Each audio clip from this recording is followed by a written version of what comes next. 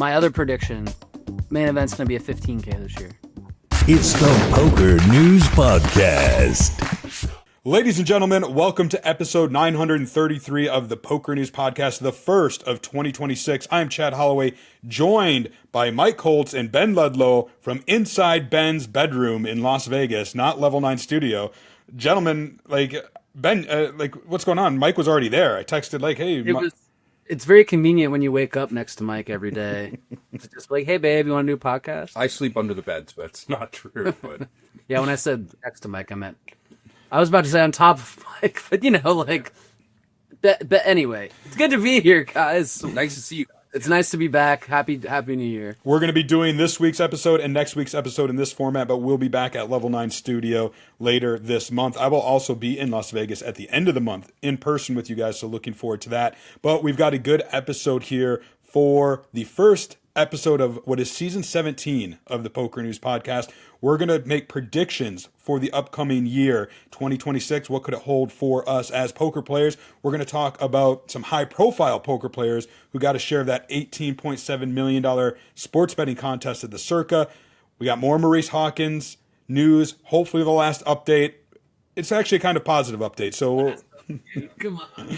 Yeah, we'll see. We're going to talk about Lex Veldhuis. He is back, and that leads us to a bigger conversation about poker ambassadors. And then we are going to do some recent tournament winners, and of course, choose our winner for Jonathan Little's new poker book, 100 Essential Tips. Let's talk about the Circa first. So every year, NFL season, they do this Survivor contest. You guys know what I'm talking about, right? Yeah. Oh yeah. Okay, so the Survivor contest is, the way it works in football is every week there's a matchup. You pick a team. If they win, you advance, but you can no longer pick that team moving forward. And if you pick a losing team, you're out. And this is, I think it's $1,000 buy-in. This has grown every single year. They had, I think this is the 6th edition. They had 18,718 entries, $1,000 a pop. Smashed their $15 million guarantee with an $18.7 million prize pool. 5 entries ended up surviving the entire season, which means there was a 5-way split, each getting over $3.7 million. And some familiar poker names, gentlemen, got a piece of that. Galen Hall, former PCA champ, and Jason Somerville from Run It Up Reno fame and many other fame. That was a surprise to me. What did you guys make of it when you heard this? I mean, Jason Somerville didn't surprise me at all, because I feel like when I remember when I was working for Chad, 2011 Poker News, that summer, that's when he won his bracelet. And I remember it was me and Corey Dowd covering it, and Corey Dowd went to high school with Somerville, so we were rooting for him on the side. And I remember the final table lasted 20 minutes, and he won the first hand of heads up with aces versus a guy just jammed 8-9 suited or something. It's I fucking aces, you lose. But I remember after Somerville talking about how he really liked sports betting and he was more into that, and he was like, I'm kind of whatever about poker, I'm not sure. And he was really he was always a big MMA sports betting guy. But ever since then, all I've heard is that he's just the GOAT at sports betting. He's won everything. So hearing him pop up, anytime he pops up, it's for I just won some outrageous sports bet. I remember he had some crazy, he bet enormous on Dustin Poirier to beat Conor McGregor the first time they fought, when on the comeback at plus 350 and won 500K or something outrageous. So didn't surprise me. And Galen Hall, obviously one of the smartest people in our world. So neither surprising me, but not the boys, it's the nerds. Yeah, exactly. No offense to this guy. Oh, I'm happy. I like that. I don't really know Galen Hall like that. Jason Somerville's the man, yeah. Yeah, good for Jason, man. Awesome dude. Him and his partner, Jordan. I like them both. They're great people. Yeah, I'm really happy for them, and it's pretty cool. It's different than a poker tournament where there's a bunch of min cashes. So the top prize is what would you say? 18 million for this? No, I was trying to figure out a word. Diluted. Oh, it's diluted. So instead, no dilution. 5 people splitting up the entire prize pool, which is why you get such a chunky cash. So pretty cool stuff. Different than poker, but very similar in a lot of ways. And yeah, I good for Jason, and cool stuff. This is the one last year where Becker, or I call him Becker, where Blez didn't chop, right? Where there was No, like that 9 people. wasn't Blez. Sean Perry. Sean Perry. Oh, Sean Perry. Sorry, Yeah. Jesus, not the same person. I love Blez. Sean Perry is. I don't know about that. But Sean Perry refused to chop and then lost, which I bet he wish he hadn't done that now, seeing he's not in great shape. Anyway, yes, very cool. It was, I don't know. So Galen Hall tweeted, when you get 2 entries across the finish line in Circa Survivor. So he had 2 of these entries, I guess. Maybe, yeah. He had 2. Yeah. Oh, wow. So he's getting what, 7.5 million roughly. Jason Somerville was part of a team that was run by another familiar poker player, Gabe Patgorski. They were also members of this. The team name, Mike, you're going to like this team name, Juicy Coochie. Why would I like that? Well, we all know. We all, Juicy fan, is that what you guys are saying? Let's yes. That's what we're saying. Last Men Standing, I think it's a podcast that's devoted to this contest, did a tweet where he interviewed Jason Somerville and Fernanda, who were both part of this team.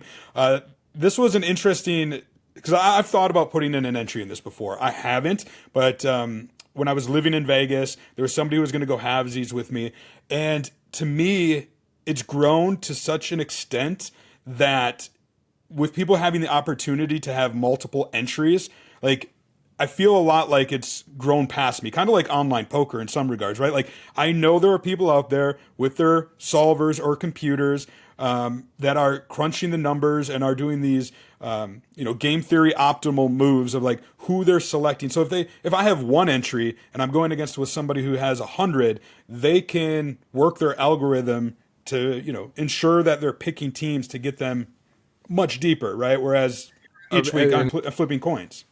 You're just at an incredible disadvantage as far as having 1 entry compared to 100 and a supercomputer that has algorithms running. I mean, it's just not, your EV's so much lower. It's got to be. I mean, I haven't crunched the numbers or anything, but like, how could it not be, right? You have 100 entries, you could do a whole bunch of different stuff, and I don't know, 1 entry seems like it's, especially not knowing how teams are going to perform and everything, it seems like a very crapshooty thing. Like, you're gambling much more. Now, is it plus EV to enter if you're sharp? Probably, but having 100 entries is certainly going to increase the EV of every entry you have if you have a system. It's like DFS now, where some of those big ones, I know like the higher stakes ones, you are limited to a certain amount of entries, but some of those like, the Sunday Million, fantasy football, whatever ones, people put in like 1,000 entries, and then, if you can just bang out 1,000 entries on a $20 entry or whatever. But I propose, and I'll even sponsor it, that You're going to propose it? I'm going to propose to Mike. I propose that we do a Poker News podcast entry next year, and we can track it. And I'll sponsor it, and we'll just split it 3 ways, or we'll do 3 entries and each go in for a G or something, and do 3 entries. I like the first one where you pay for it. Yeah. I'll pay for 1 entry, and we can all split it. If we want 3 entries, you guys are. I actually do like that idea. We will have to make that happen. And let's put a pin real quick on the entries aspect, because I want to talk about that again later in the episode when we talk about predictions. Let's talk about Maurice Hawkins again. I actually woke up this morning with a DM from Maurice. He only DMs me when he thinks he's kind of rubbing something in my face. He said, let me see if I can pull it up, because here's a little tip for anybody out there listening. If you send messages to a poker reporter or a reporter of any kind, like, it's on the record, unless you say so otherwise. Here's another tip for any listeners out there. Don't lend money to Maurice Hawkins or back him anyway, because he will rob you. He said, you print facts. Proven I committed no fraud. Proven no repayment was ordered. Proven she's lying, saying she withdrew because of whatever. Truth, it's nowhere to be found after you blasted her lies for days. Proven I have a deal with Randy Garcia. It took 1 day to spread Denise's lies and 4 days for nothing to be said. Like I said before, I know what this is. Deuces. And I just responded, we record the podcast and release every Thursday. We're going to actually record today. We're recording right now. I said, you're welcome on the show. We all know how that goes.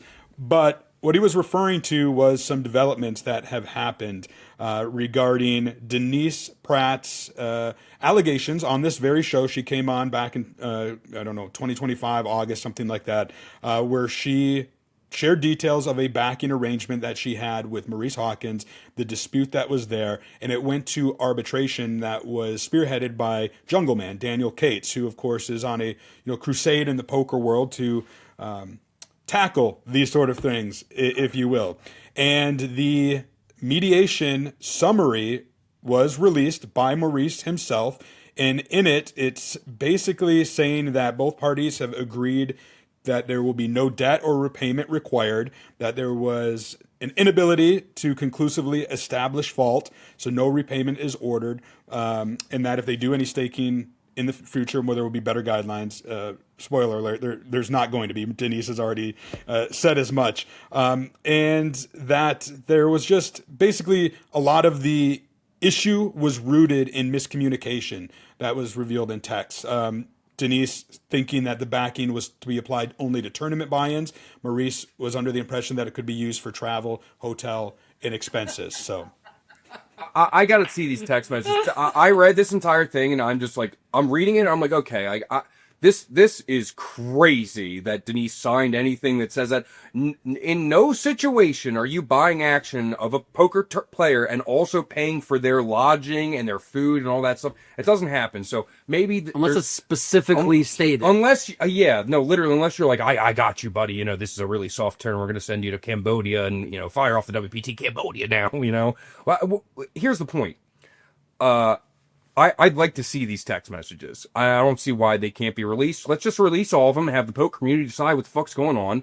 I don't know the lawyer who Jungle Man hired to arbitrate the thing, but I think it's a very weird conclusion where you say, well, it seems like nobody really knew who was paying for what. It's like, okay, well then Maurice Hawkins was probably taking advantage of her, right?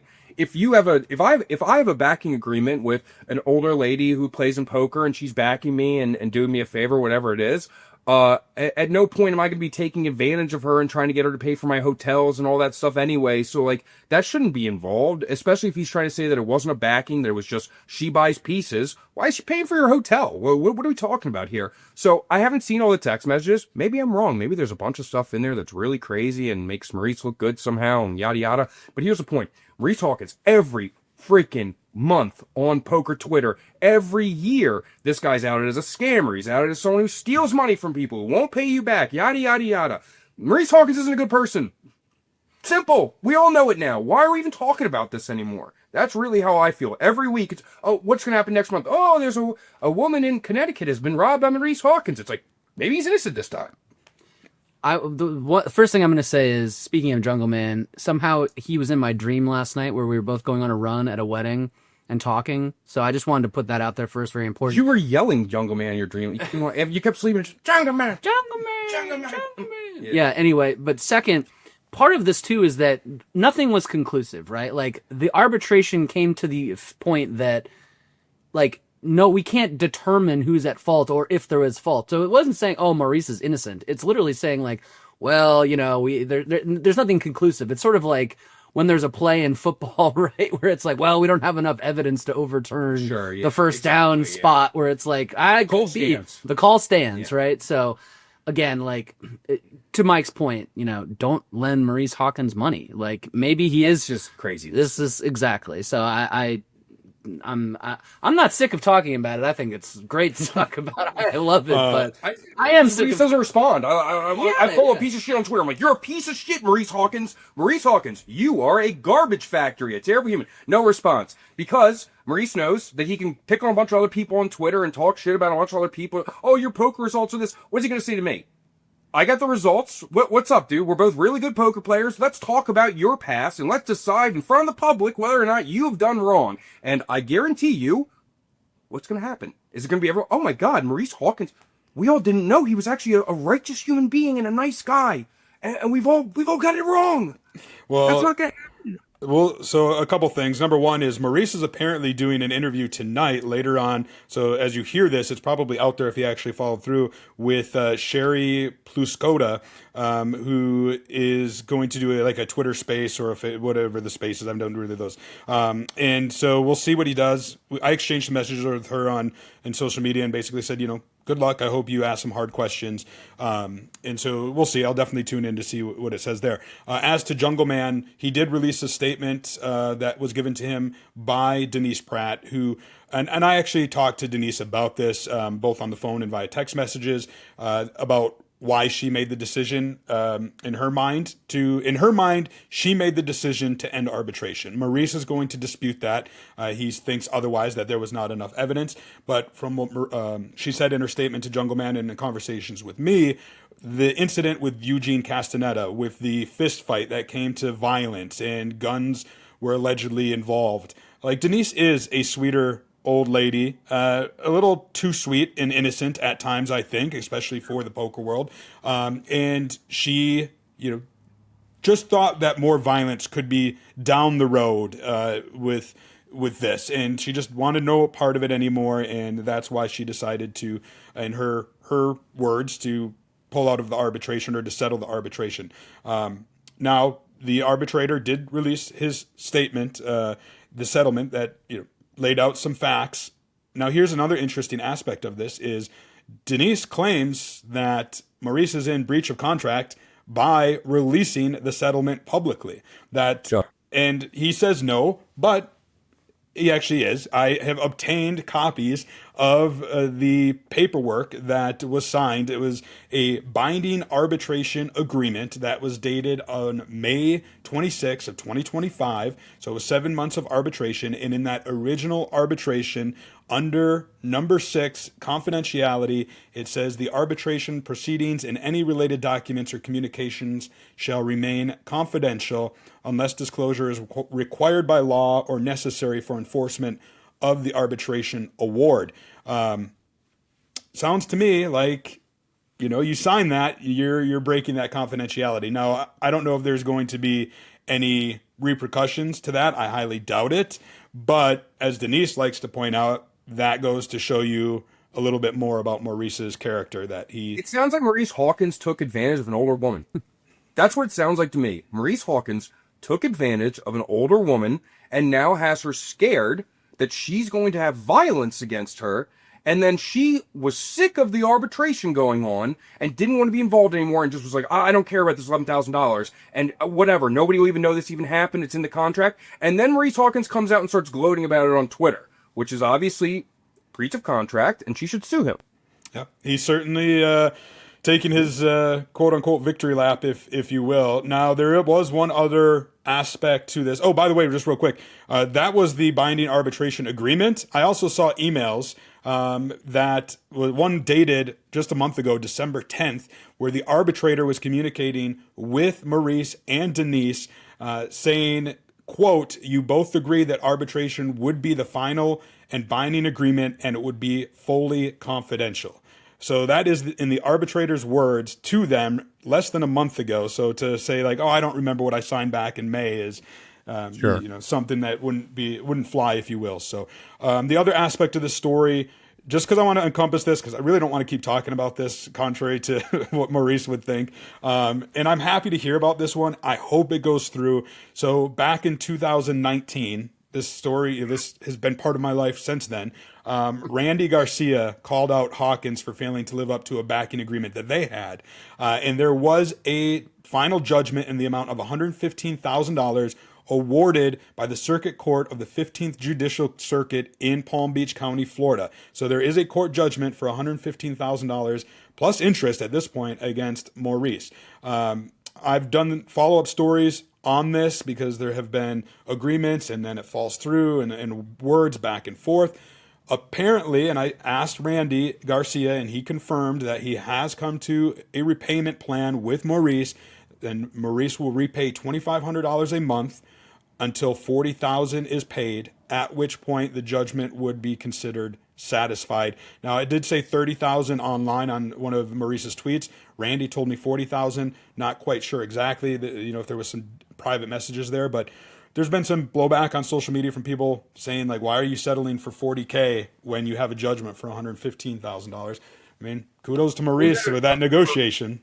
Well, he's had a judgment for years, and it seems like he's having issues getting money, right? Like, I don't know anything about that. I don't know if Randy Garcia has done the correct things that he needs to do to try to get the most money out of Maurice Hawkins. So from my understanding is he's tried, but the issue is like, and I'm not familiar with it too, and I'm no lawyer, right? Is you can go after a certain account or something if money's there. What's that? I thought you were a lawyer. Aren't you aware? I went to law school for a year. Far be it from being. That's good enough. Yeah. Like what needs to be done, and I think this was done maybe to Phil Ivey, and I think I've heard it done to others. Is you can somehow through the legal system work at or get a casino that any money won at that casino, they can't even pay it out to the person. They have to immediately seize it to satisfy the lien. Maybe not unlike unpaid child support or something, but I don't know the legal process to do that. It might be much easier said than done. And it also might not be worth it. It might not be worth it in terms of like, look, when Phil Ivey was having the garnishments, it was because he was winning, I believe, if I'm recalling this correctly, apologies if not, he won millions from the Baccarat edge sorting. So to go after millions is a little different than 115K. Who knows how much that might cost in legal fees. And I'll say this. I hope, Maurice, if you're listening, I'm sure you are, stick to it. Pay $2,500 a month until $40,000 is repaid. Randy will say publicly that it is, and it is a step in the right direction, if you will. I just don't know how Maurice Hawkins sleeps at night, honestly. Like, I wouldn't be able to sleep at night if I were him. I'd be like, wow, I'm a piece of shit, and I'm probably going to hell. Yeah. I mean, everybody has their different morals, ethics, and whatnot. So that's the latest open invitation. Maurice, you're welcome to come on the show. But I'm glad the arbitration is at least over, and I hope that this agreement with Randy goes accordingly, and that this can finally be done. I don't want to get a message in a month or two from Randy saying, "Oh, Maurice hasn't paid." Like, just pay it. Life will be much easier for everybody involved. So. Also, I think Maurice is such a big part of the Poker News podcast now that he should be the fourth member of our Survivor team. Oh my god! Like he should be like if you want in Maurice, we should let him put the tickets in too. So when we win, we can't get any money. Yeah, it'd be so funny. It'd be so funny. How funny that would be. Let's talk some positive news in the poker world, and that is Lex Veldhuis. I'm probably butchering that. Lex was a huge streamer, PokerStars ambassador for 17 years, but really was on the lowdown in 2025, but came back at the end of the year, put out a tweet saying that he has left PokerStars after 17 years, but that he is excited about the future and it is going to be a big year and that a new chapter begins on stream today. So he streamed. Lex is back, but not with PokerStars. I know there was a lot of my European colleagues who were very excited that Lex was back. What do you guys think of Lex and him being back in the poker world? Yeah, I mean, Lex was the biggest streamer in the world for a decade. I remember when I first worked at Poker News in 2011, him being kind of like a big name in the live scene and sort of one of those high stakes guys. And then we were talking about Somerville, the OG streamer, and like after that, I mean, when streamers started to show up, Lex was there and was just like the king for so long and like had probably 2-3x the viewers that anyone else had, was playing high stakes on PokerStars, just dominated the scene. So it's great to see him back. I was watching Twitch because I'm a big Arc Raiders fan, watching the Burnt Peanut, shout out the Burnt Peanut, and saw Lex go live, and I was like, wait, Lex Veldhuis is back streaming? So great to see him back. And I think, well, I don't want to get it. This kind of has to do with my predictions, so I'll save it for our prediction segment. But great to see him streaming again, and I'm a huge fan. I've always been a huge fan. I also like streamers, that are, some of the streamers out there are focused on just being entertaining, being fun, and that's great. But Lex is one of the guys, similar to Kmart, whatever, who play high stakes and are really, really elite players. So, I mean, that's free information and free, like, great teaching, too. Like, anyone like that who's playing high stakes, showing all their decisions, showing their hands, I think is good for the game, good for, people getting better. And for the view, that's the kind of viewer I am. I want to see people playing at the highest level, not just being entertaining. So Lex is a perfect example of that. And good run at PokerStars, 17 years. That's like fucking... That's a lot. Let me tell my life. I love Lex, maybe 8, 9 years ago. I used to watch him all the time.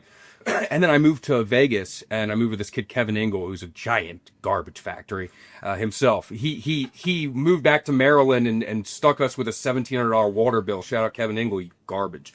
Anyway, Kevin Ingle loved Lex Veldhuis, and he'd go around the house going, Spanaroo, Spanaroo. And then I started hating Lex Veldhuis.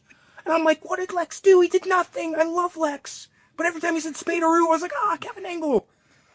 I like Lex now. I've gotten over it. But for years there, I was like, every time I saw him talking, he goes, Spanaroo, I'd be like, Well, I too am excited that Lex is back. Sad that his partnership with PokerStars is over after so long, but he wasn't the only one. Caitlin Komeski, after a year of being a PokerStars U.S. ambassador, announced on Twitter that has come to an end, thanking a bunch of people and saying it's back to Texas for her. I'm sure we're still going to see plenty of her in the poker community. that seems Kumsky, by the way. What's that? It's pronounced Kumsky. Well, you said it, not me. Yep. She's spoofed you, I think, before in one of her videos, right? Pretty sure. She had. She's a good friend. She's a really good friend. She's hilarious. She's way funnier than us. Yeah. I would love to. I think she did guest co-host on one episode over the summer, if I recall correctly. There's been so many now, but it does beg the question about we were having a conversation, some colleagues and I, about the role of poker ambassadors in the poker world now. And, Ben, you mentioned it in like 2011. It was much different than it is now. And then even 5 years before that, during the height of the poker boom, ambassadors were largely responsible for a lot of people getting into the game. But what do you guys think about sponsored ambassadors in the poker world right now? Do they have value still? Yeah, and first off, I just want to say, GG Caitlin, she deserved that sponsorship, and I thought she did a great job and was a great ambassador for PokerStars, and it's sad to see that end after 1 year. I would hope that it has more to do with PokerStars changing the way they're doing ambassadors than anything to do with her, because I feel like she did exactly what she was supposed to and put out great content. Moved to New Jersey and streamed her ass off every day for PokerStars for a year and, uprooted her life and, did the thing. So proud of her. She's going to be great, and I have no worries that she'll continue to be a big part of the poker world. Of course, ambassadors have a huge role. And if anything, I just got back from the Bahamas with the World Series, and that was the one thing we kind of discussed on the side, or so that I was sort of discussing was there's no face of the company for the World Series who is a player, and I think that's a really important thing for, PokerStars has always been great at if you have an issue with PokerStars, or if there's something going on, or if they make a decision, well, they have a ton of ambassadors who can sort of communicate that, who are part of that decision. And the World Series has always, I feel like they've lacked that, it's a huge problem. Yeah. So I think ambassadors are bigger than ever because, with the regulatory environment, with the game changing, with, things constantly in flux, something coming from the CEO of the World Series or or Adam Pliska doesn't do it as much as a player or someone that you trust or a player who's in the scene. And so I think ambassadors are super important. And obviously Caitlin's role was more about I'm going to bring more people to the game through content, through streaming, through kind of being funny, which I think she did a great job of. But in general, I think, ambassadors are important because we have so many brands that are kind of sometimes making controversial decisions, sometimes doing things that not everyone agrees with. So when you have a player or you have an ambassador who people trust and that just eases the blow or kind of helps you understand why they're doing the things they're doing, or at least just someone to relate to. So, I think it's as simple as in a situation where I'm playing on an online poker site, and an error happens, a tournament crashes, something occurs, it happens on every poker site, doesn't matter how good you are, whenever there's issues with the internet, people can DDoS you, whatever. So an issue occurs. I don't care if I lose $500 in a situation. I don't want to hear from a CEO or a bot online or your official account. Yeah. I want to hear from people like me being no, they're going to fix this for us. I've talked to them. We've discussed it. This is unacceptable. They'll take care of it. And as bad as ACR is, they're a horrible site. They have a bunch of ambassadors who will shout out. They will go and try to get stuff fixed and stuff. And WSOP they're a better company than ACR by miles. I think they need these ambassadors. In 2021, 2023, when I won Player of the Year on WSOP.com, I was a de facto ambassador where people would message me every single day about WSOP.com stuff, and then I have to go to Danielle or whoever at WSOP.com and ask them what's going on, and I felt like I was an unpaid ambassador for them, and I think that's something that and people have said this to me 100 times, like, they need someone like you to be there. They need a person or people to come out and be we've got this. We've talked to them, and they understand how the players feel, because the operators of the website, they're not professional poker players. They don't understand what we're seeing on a day-to-day basis, and they can. It's just they're the operators. So they need people who play on the site on a regular basis to be like, no, I'm seeing this stuff too. We got to fix this, and being a middleman. So I think it's a very important role, and I think every poker site should have multiple ambassadors who are front-facing and can speak to the community for them. I love it. I love the input. Let's talk about predictions for 2026. It can go. I told you guys to think about this. We don't really have an outline. It can be wide-ranging. I know one is something Mike and I talked about in our top 10 stories, and that is this poker tax that is going to take effect, and whether or not that can get resolved this year. Now, there is efforts. Representative Dina Titus out of Nevada is foremost among them, and actually just released a short couple-minute interview with Poker Hall of Famer Erik Seidel. I don't know if you guys seen this. It literally came out about 10 minutes before we recorded this, but I watched it and I thought, you know what? Let's put it in the episode so that we can get the message out there. It's just a real short clip, but here's famous poker player Erik Seidel with Representative Dina Titus. Well, when this first came out, the argument was, well, it just affects a few people who are professional poker players. But then the response has been that you see it not only affects the professionals like you, but just the casual gambler who comes for the weekend. And it's right, it's like you say, this goes back into the economy, not just for tax revenue, but for creating jobs, expanding casinos, having restaurants, have people in them, and people are here playing poker. It goes beyond just that one table, doesn't it?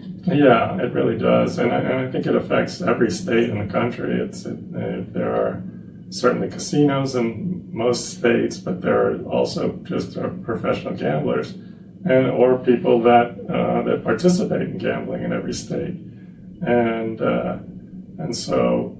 This was really going to have a really big negative impact, and I'm surprised that it ever got through, or it was ever even an idea. Whoever heard of paying taxes on money that you haven't earned? It seems totally un-American, and I don't think there's any precedent for it. I know it is unfair, and it was kind of slipped in the Senate dead of night by Mr. Crapo, who people say has kind of an anti-gaming prejudice all along, and maybe that's where it came from. They thought it would generate $1 billion over 10 years, but I think you're right. I think it's going to cost tax revenue, not increase tax revenue. For sure, yeah. There's no question. I mean, anybody who thinks it's going to increase tax revenue is living in a fantasy world. It will cost a large amount of tax revenue.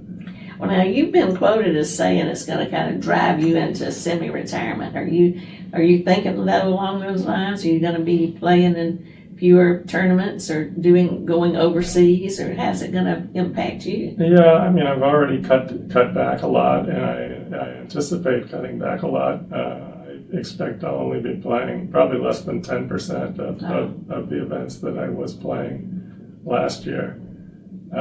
So yeah, I feel like I'm kind of forced into somewhat retirement, and everyone I've spoken to is either cutting back or stopping because they can't continue with this tax rate. Well, that's certainly not what we need in Las Vegas when tourism is already down, and we're already seeing the consequences of that. Now this is something else on top of it, kind of a perfect storm. Yeah. All right, so there you had it. Erik Seidel sitting down. I like to see that, at least get some more eyes on this, because that's what it's going to take, is a lot of support from the ground up. And, this is a nationwide thing, so everybody in every state should be clamoring with their representatives for this. Ben, what do you make of it? Yeah, I hope that people keep talking about it. I'm trying to remember, who was the guy who was the lobbyist for poker for so long, and that company who he was trying to... Yeah, Poker Players Alliance with Rich Muni. And I think like something like that hopefully can, come back, or we need to continue to talk about this. Whether it goes through or not, like the more eyes we have on it, the more people like Seidel talking about it, the more people like Negreanu, whoever, like big players talking about this with officials, like, I think it's important. My first prediction is that something will get done before the end of the year. But my second prediction, and I think this is more kind of like a reaction to, how players are going to deal with this. I was talking to players all through December about kind of like, okay, what are your plans for the year? And I was shocked how many people are like, going to play less, take a break, like semi-retire, whatever, because of, again, we're already paying 10 to 20% in rake every tournament. That's another 10% on top that it's going to make it harder and harder to beat. So we've been talking a lot about streaming content. I think we're going to see a huge shift from a lot of professional players are going to start being professional gambling content creators and use that as a way to supplement their income, kind of get over that like hump of what, they're going to be taxed for, or if they're a losing player or a break-even player, this is a way to kind of make money. So I think we're going to see a little less of the just mid-stakes grinder, I think all the guys who are and all the people who are elite are going to continue to play, and this isn't going to really like affect them, or they're not going to think about it and hope something happens. But I think a lot of the people who are sort of on the edge or sort of maybe or on the more creative side, you're going to see a lot more of like, well, I'm going to do poker content, I'm going to do gambling content, and that's going to be my main focus, and that's how I'm going to be able to kind of like continue to pursue the poker tournament dream, if you will. Yeah, that does seem to be the loophole currently, is that you can become a content creator and continue to keep your same tax situation going on with poker. Maybe even better. I don't know. I haven't fully looked into it, but I think it's a very interesting thing, and I personally am thinking the same thing. Like, do I have to switch to do this? But I don't know. I think in the high stakes community, you're going to see the American players are not going to play anymore. Like the 25Ks plus, I don't think it's not feasible. If you see an American playing a 25K plus, you need to understand that, in my opinion, they'd either have to be a whale or they would have to, you just can't have that big of an edge. You can't have a big enough edge where you can beat rake and the skill edge in these big tournaments. It's just not possible. So in a 1600 at the Venetian, where we get to play at the Poker Bowl next month, that's a great tournament that you can still play. You can still have an easy 10% edge plus in that field easily. So the tournaments like that, they might see a small decrease just from people retiring in general. But I think that the big hit you're going to see is these 100Ks and these 250Ks are going to lose all their American players because it no longer makes any sense to play. Yeah, I'm thinking about someone like David Coleman or David Coleman or Kuhn or who, like maybe the guys at the highest level who are playing like all whatever, their deals or their ambassadorships or whatever can make up the in between. But someone like D. Coles who's like just breaking into like being elite at the highest stakes, I wonder. I'd love to ask him. Like he's the guy who I'm most. I don't think he thinks. I actually think Daniel Coleman has an underinflated value of himself. He always talking about how lucky he is and everything. I think that he's amazing. He's like, one of the best players in the world, obviously. But I don't even think players like him are going to have a big enough edge in these 40-man fields. Like how could you possibly? It's with rake, it's too much. So do you think it could be an opportunity for like overseas events, the Triton events? Now, obviously, like you said, the American players will still be impacted, but yes and no, right? Like, yes, the events overseas are European players, Asian players that are not affected by the tax thing. So yes, but as an American, if you go overseas and you participate in a tournament, you're still under American tax laws. You still have to pay income tax to America. So it doesn't matter for the U.S. players unless they think that they can avoid the taxes somehow or maneuver in some way, which I'm sure some people are going to try to do as well. But it's an interesting thing, and no one really knows what's going to happen. Kalshi and the other prediction markets have bets where you can bet on, is this going to be removed by then? So I don't know. We're just going to have to see, right? They also had a bet, will the Venezuelan president be removed by then? That somebody turned $30,000 into whatever, $4 million. I saw that. That's sure, yeah. Probably some Navy SEAL who's like, oh shit, we're about to just got the green light. All right, probably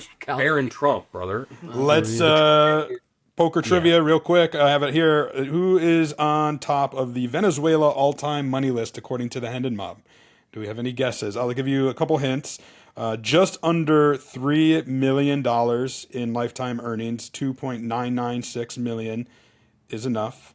And let's see, I'm trying to look to see if there's any results. American. We don't know country. Hush. Yeah, He won the over the summer. He won a 15K Aria High Roller event. He placed 6th in the 10K Raz during the summer. He was third in the 5K 8-handed early in the summer. I'm trying to see if there's any other big. I'm just scrolling through. That's Russian, bro. What are you talking about? I don't know. I don't know who the fuck Venezuela. What is the... His career score is $665,000 for finishing sixth in the 2024 WPT World Championship at the Wynn. Oh, wait. Say it again? He finished sixth in the WPT World Championship last year, 2024, the one that Scott Stewart won. I have no idea. What are his initials? CR. Christian Roberts. Christian Roberts. That's right. That's right. I was I know this is a trick question. No, that's not fair. It is fair. He's Venezuelan. He's not actually Venezuelan. That's according to the Hendon Mob, at least. He lives here now. He looks very, very, very not Venezuelan. Here's one of my predictions for 2026 is I think the poker world as a whole, and I don't think it will get corrected, but I think the conversation is at least going to start in terms, and I said we put a pin in this earlier about entries and re-entries. I do think we might see a shift more towards freeze-outs, or we at least need some more guardrails, if you will. No more unlimited re-entries deep into the tournament or into day two. Because I'm telling you that people are noticing. The recreational players are 100%. Noticing and getting extremely turned off by it. There was a post on social media where somebody commented as much that they see the same pros over and over, and they don't even want to go play. They're turned off by it. And I said, is there anything that you could be done, do you think? And it was basically that, as they know they don't have an edge when you can go fire unlimited bullets at it. And I know for a fact, having worked on the MSPT 10 years ago and now, the amount of entries that used to play an MSPT event that won their way in via satellite was massive. I want to say it was 80% of the fields back then were satellite winners because they ran so many satellites. Well, of course, back then the MSPTs were also, I think it was one entry per day at first. And then it ended up being, they had what I thought was a great compromise was one reentry per flight up until something reasonable, like level 6. Nothing crazy, just for enough people to get off work and get there. And now it's the reverse. They don't get hardly any satellite winners. It's maybe 10 or 20% of the field. And then the rest of the entries are, people buying in directly and oftentimes firing multiple bullets. And that's a big turnoff for, the farmer Joe who can only fire one bullet.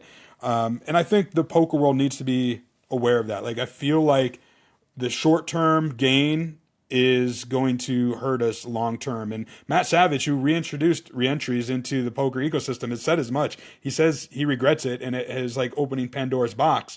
I don't know if there's a way to put that toothpaste back in the tube, but do you guys agree that it is an issue? Totally. And the most shocking thing that you were talking about re-entries deep into the tournament. Mike told me this when we were hanging out the other day. How many big blinds? This is a poker trivia question for you, Chad.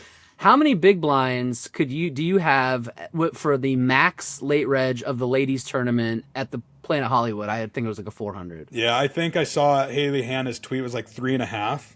3.3. What are we doing? What are we doing? You get put in the big blind? What? You've more than half your stacks in the middle already. What are we talking about? That's fucking crazy. Yeah, I think there's certain things that need to be done, and I think we're going to see more of them in 2026. Poker Go Studio incentivizes players to register on time by saving rake, right? Yeah. I know the MSPT this season is doing something where if you register on time, you're going to get entered into a drawing for a future main event seat or something along those lines, right? Cool. Yeah, I'd like to see more things like that incentivize players to register on time. And then I would like to see a pullback of, I thought it was perfect. The MSPT's one re-entry per flight and not super late into the night. It was level 6, just 4 or 5 hours into the tournament, whatever it was. But like I said, I don't know if it'll happen, but I just feel like we're cannibalizing ourselves and people are going broke way too fast. 100%. The broke way too fast thing is legit. And a lot of that is the economy as well. I mean, it's not exactly a great economy to be in the smaller stakes buys and everything. What's your face looking? No. I'm just kidding. But I would say that one re-entry seems good. capping. There's no tournament where you should max late register and get 10 big blinds, and that's the standard. That's the standard. You go live and you max late register a tournament, you make it 10 or 12. The Venetian does a great thing where I used to play a lot of Venetians. I haven't played them recently just because of my schedule, but a lot of Venetians, you max late reg, you got 40 big blinds. Yeah. It's great. It's a fantastic. 40 bigs is perfect. You shouldn't be able to max late reg with any, maybe 30 in some tournaments even. But 30 is like, you know what I mean? You don't want these recreational players. There's nothing worse than showing up at 10 a.m. or 11 a.m. Not that I've ever done this. And then you're playing all day, and you have 1.5 extra stacks. So your last break before late registration, you're feeling good. You're like, I started with 40K, I got 60 now. And then my fat ass sits down, and I 3-bet jam Jack 10 suited, and I get called by Ace King twice, and I triple up, and now I have 3 extra stacks. I'm like, I just got here, guys. And you're like, you piece of shit. You know, like, there's nothing worse than that. I've seen it happen from the other end where I come in, I just have a giant chip stack. I'm like, you guys got it. You're like 8 hours ago, huh? That's not a good idea. Yeah. And so I think it's bad for the game overall, and it happens way too often. And it's you've got to increase the amount of big blinds. And it's I don't know. Would you get everybody together and just decide that we're going to change the schedule? Well, it's probably right, but the going broke thing too fast too. I really saw. I mean, this Bahamas 25K was crazy. I mean, it here I was, you know, going from like, oh, how could I ever play a 25K? How do I get my second bullet in? Exactly. You know, because obviously you knew it was going to be enormous. But it's one of these things where, like, when you see other people being willing to re-enter, being willing to register on day 2, whatever it is, you're like, well, I should, you know, so-and-so did. Well, I need to get in there too. And it's just sort of like, it's a slippery slope. And, you know, I mean, to their credit, that's how they got a $75 million prize pool for one tournament. But, like, something's got to give. I mean, I think there are also a lot of people who are like, well, you know, 2026, the tax situation is going to be different. I might as well YOLO now and do it. But I also just think, like, a number of max lay regs for 20 bigs in a 25K, it must have been hundreds and hundreds. Like, the last flight, there were at least 100 people who were maxing. Was it 12.5 big max? 12.5 big max. Yeah, for a 25K tournament. Like, that you to fly to the Bahamas. I know. It was. Because if you're a resident, you can't play. Not one person lives there and played that. Correct. There is precedent. If you remember, in 2019, PokerStars had their PokerStars Players Championship, the PSPC. It was a 25K in the Bahamas, and freeze out. Yeah, it was a freeze out. It was 1,039 runners, and you know, the 5.1 million in the prize money. Up top, it went to Ramon Caliles out of Spain. But this was, I mean, I played this one. It was probably it is the first and probably the only 25K that I'll ever play. But there was such a special atmosphere around it that it was like, so many people took shots in this. So many mid-stakes grinders it did, because there were so many qualifiers who would won free gold passes or whatever they were called. And so you had a mix of top pros, the mid-stakes people, the complete amateurs, and it was just such a special event. And you felt like you actually had a shot because it was one bullet. You were on an even playing field. And now your recreational players are not feeling that. That's why we're still going to see a big turnout for the WSOP main event each and every year, as long as they keep it that, you know, no reentries, because your average Joe feels like they have a shot in it, and that can't be said for so many tournaments these days.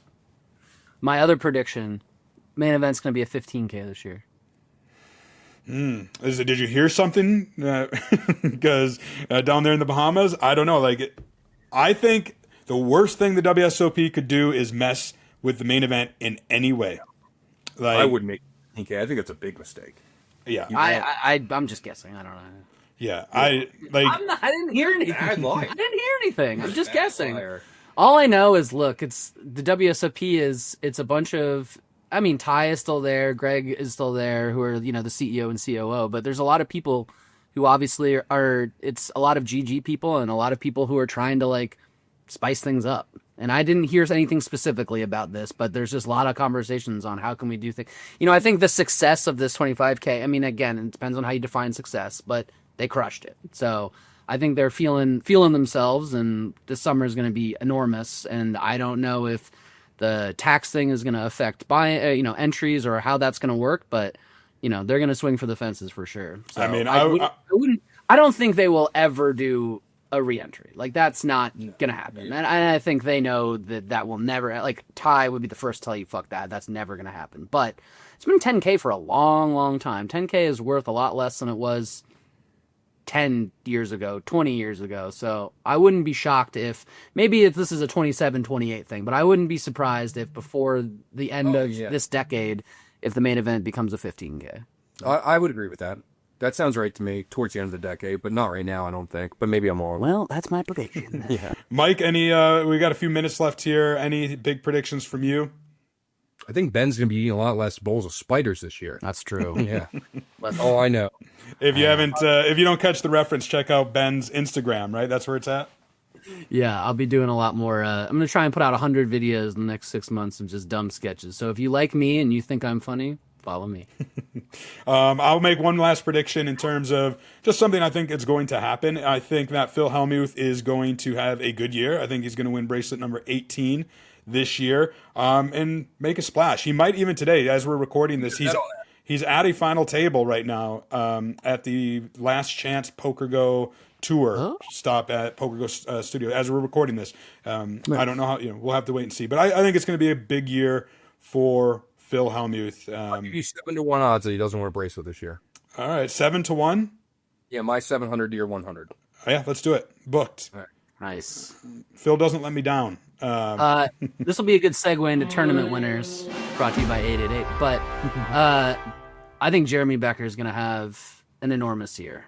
I think he doesn't give a shit about the tax thing. I don't think he even knows what taxes are. No, I'm kidding. He does, but he totally knows. He knows what taxes are. I'm just kidding. But I think he's got some momentum, and I just think like we saw such a long haul of like the solver kings crushing, and I think there's just going to be sort of a equilibrium. That's not the right term, but there's a rebalance. Equilibrium, that's a word. Oh, nice. Good for me. I think like a guy like Becker, who's like, Dina 2.0 in terms of his feel, his kind of like unorthodox play, is going to thrive. And I think he's going to have a huge year. Jeremy Becker did win, as you mentioned. He was at the Venetian, their deep stack extravaganza, took down the $1,100 no limit hold'em ultimate stack for $71,000, defeating Kafir Nahum heads up.